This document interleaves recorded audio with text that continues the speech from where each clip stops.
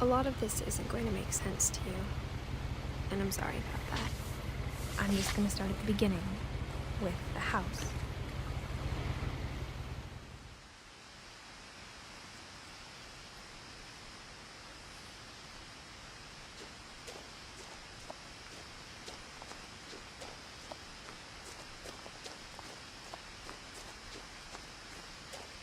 I lived here until I was 11, but I wasn't allowed inside half the rooms.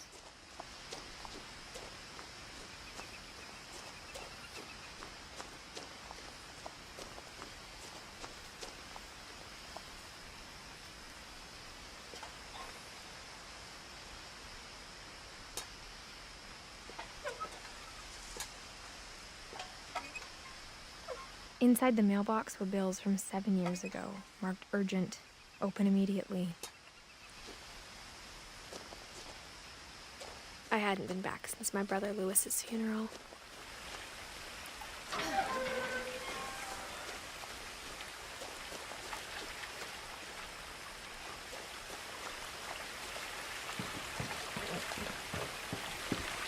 In her will, my mother left me a key, but didn't tell me what it unlocked. Maybe she thought I'd know, or she thought that the mystery would be enough to bring me back.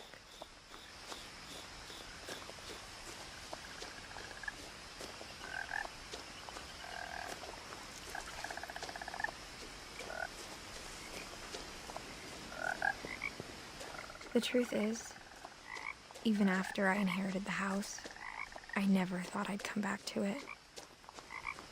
But now I had questions about my family that only the house knew the answers to.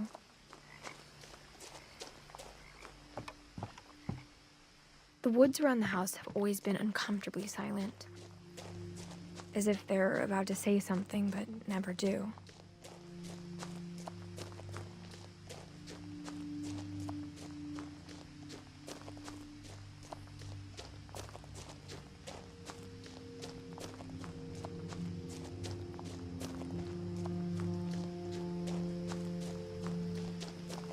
house was exactly like I remembered it, the way I'd been dreaming about it.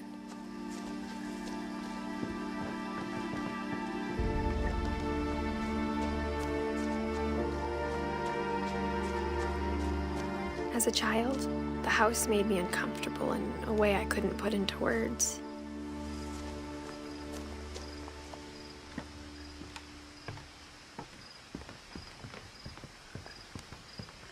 Now, as a 17-year-old, I knew exactly what those words were.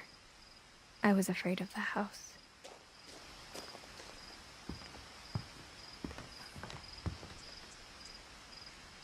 I hoped the key might unlock the front door.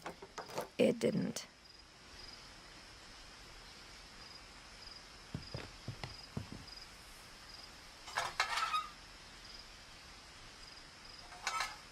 Looking in, I felt like the house itself had been waiting for me.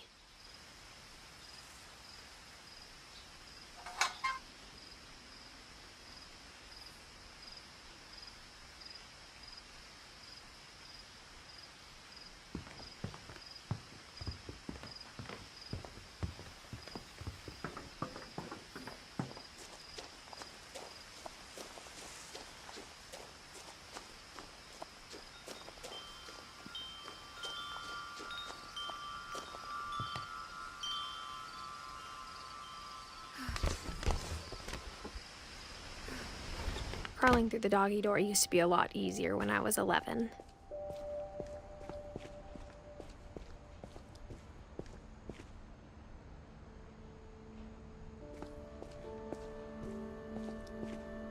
For the first time in years,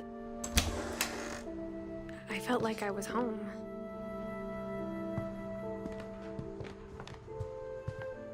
The table was still a wreck from the night we left. It was like a bomb had gone off, killing everyone but sparing the furniture.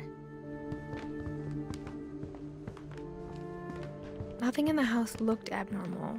There was just too much of it, like a smile with too many teeth.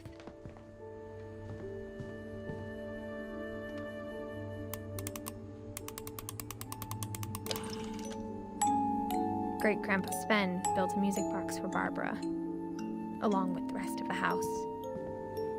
Mom always told me to stay out of the basement, so I wasn't too surprised when the key didn't fit.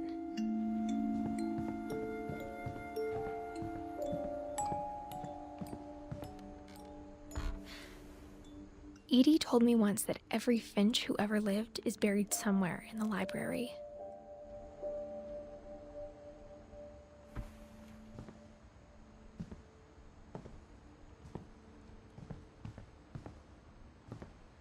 My mom wasn't much of an optimist, but she never stopped believing that my brother Milton was alive.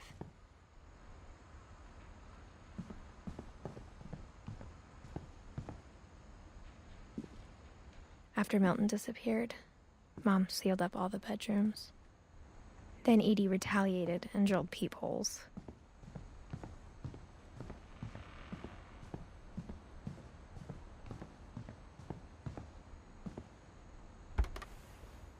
My Grandpa Sam spent 7 years sharing a room with his dead brother, Calvin.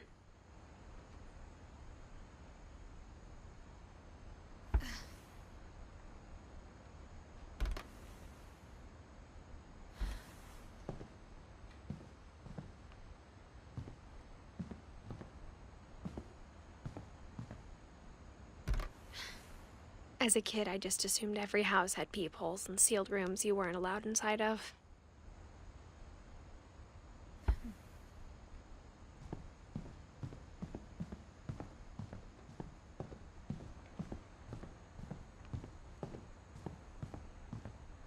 Edie's father, Odin, built the original house.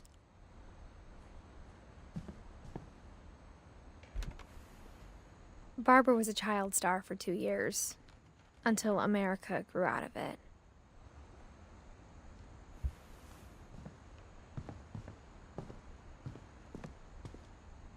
Mom must have locked the third-floor stairs on the night we left.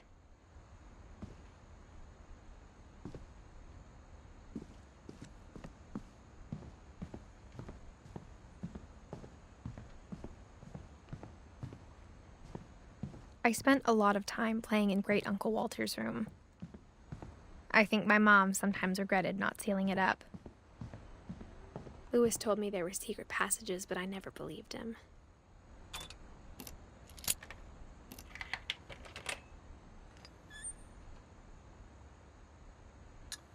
Turns out, my mom was really good at keeping secrets. Now it was time to find out what my mom had been afraid of.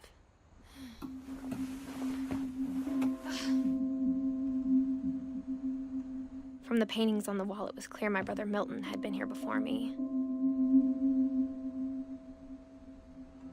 Reading this, maybe it sounds like I had a plan, but I had no idea what was behind that door.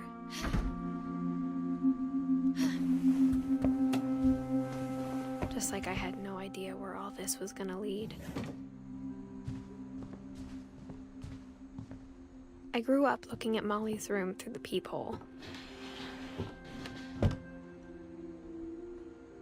Molly's gerbil had a tiny bedroom with its own even tinier gerbil cage.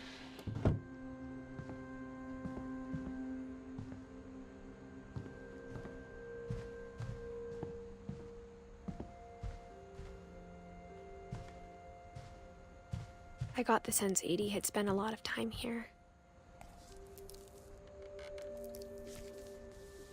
December 13th, 1947. Dear Diary, I'll be gone soon, but I wanted to tell somebody about what's gonna happen. It started when Mom sent me to bed without dinner. I woke up and I was starving, so I looked around for something to eat.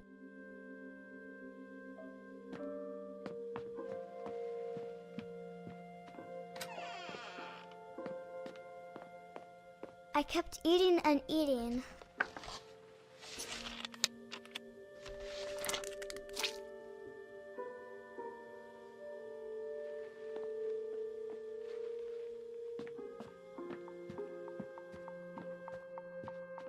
The gerbil food was dry, but I didn't mind it.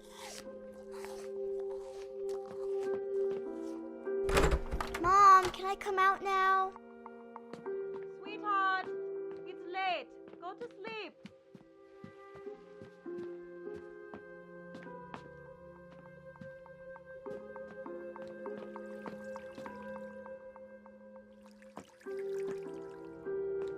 I thought about eating Christopher, but I held back.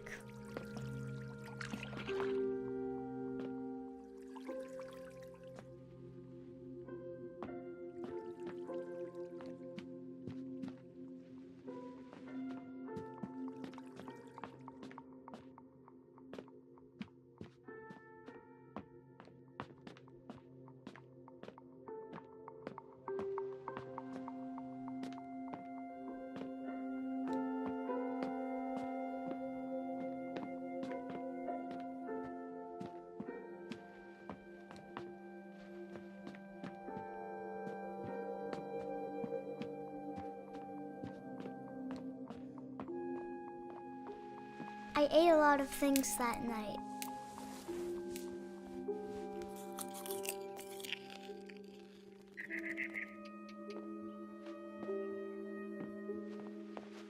Then I heard chirping outside my window. It was a barn swallow going back to her nest. I reached out for her.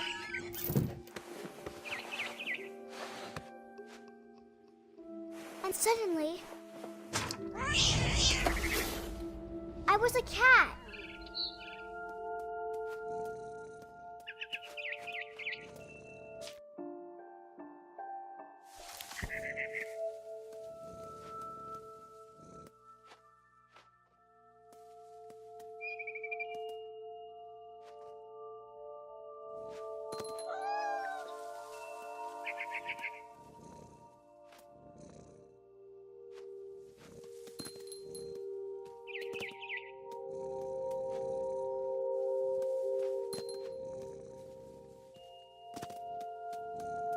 I tried to be quiet, but the bird was really scared.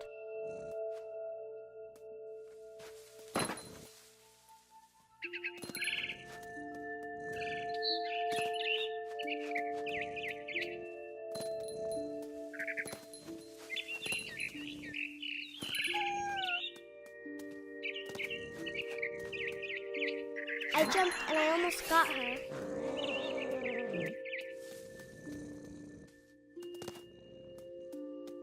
I could tell she was getting really tired. Now I was up in the big tree. I promised Dad I wouldn't climb it anymore. All I cared about was eating that mama bird.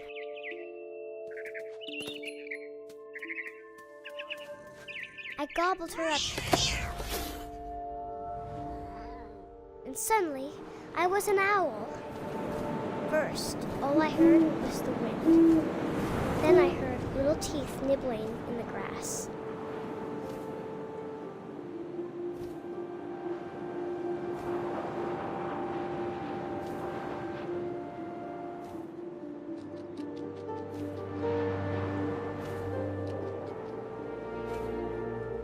Rabbits.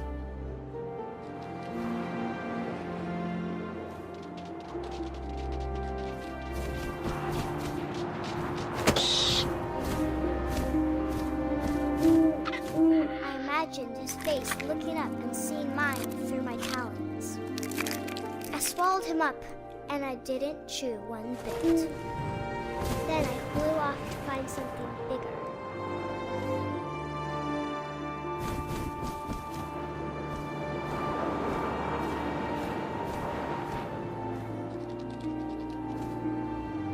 A mama rabbit.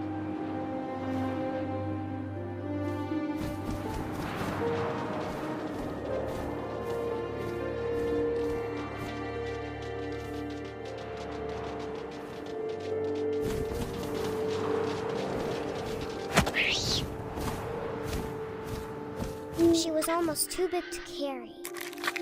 I started choking, but I couldn't stop eating. And suddenly, I was a shark.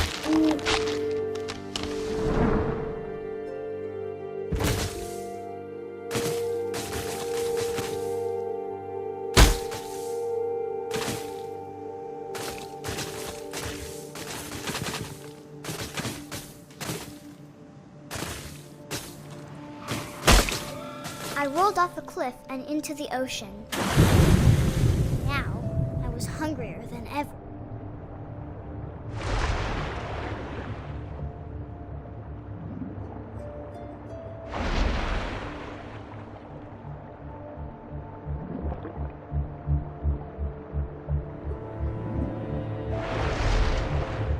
I wanted fat, juicy seals.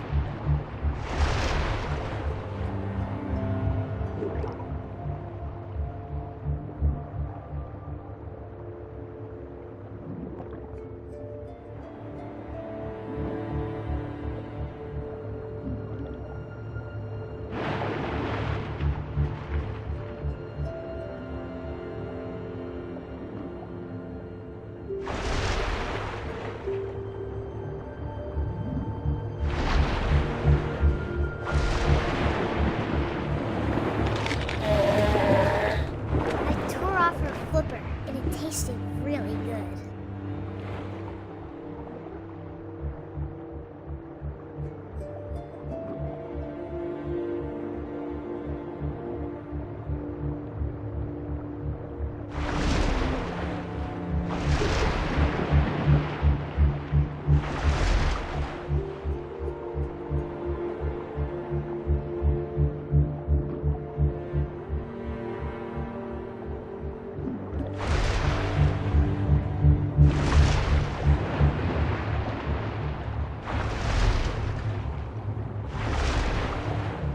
Grabbed on tight. And when I was so hungry, I jumped out of the water. When I opened my eyes, everything had changed.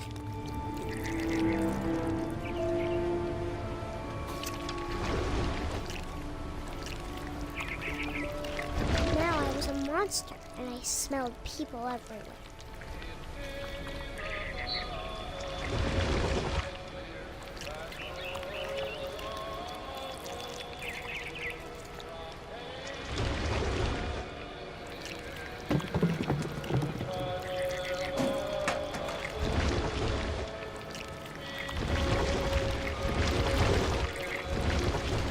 I was big, but I quiet.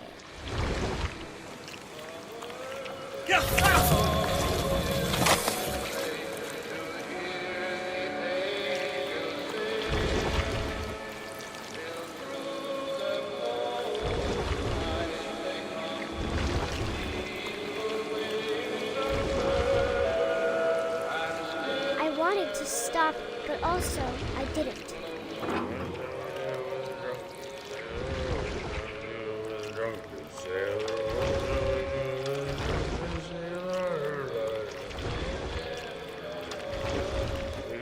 Belly with a rusty razor, belly with a rusty razor, belly with a rusty razor.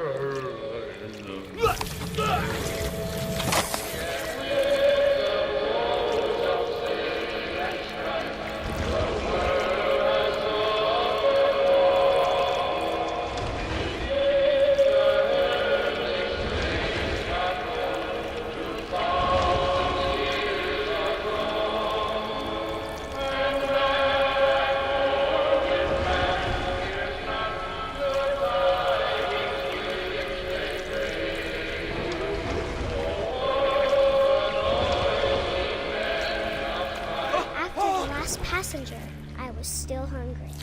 And across the water, I smelled something new. Something I had to have, so I swam towards it.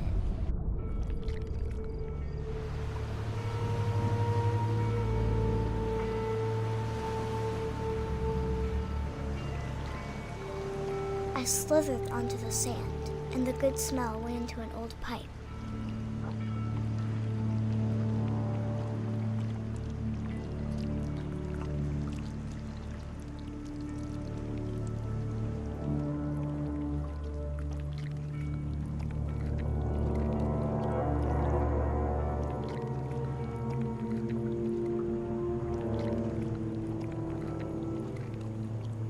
I got closer and closer.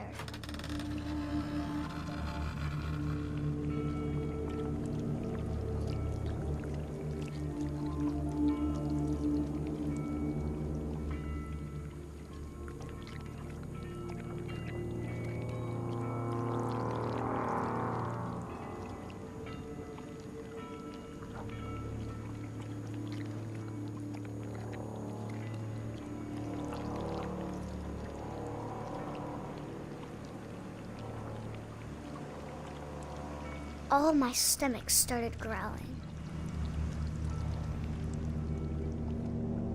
And suddenly, I was me again. I held my breath for a long time, but I couldn't hear anything. I think it's waiting for me to fall asleep. But it's not going to wait much longer. It needs to feed, and we both know I will be delicious.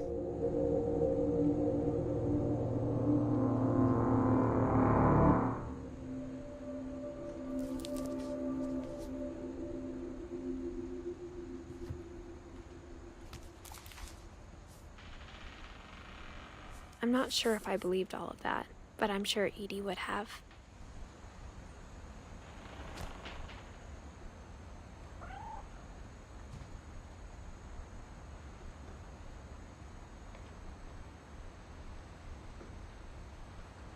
Right, sleep it off.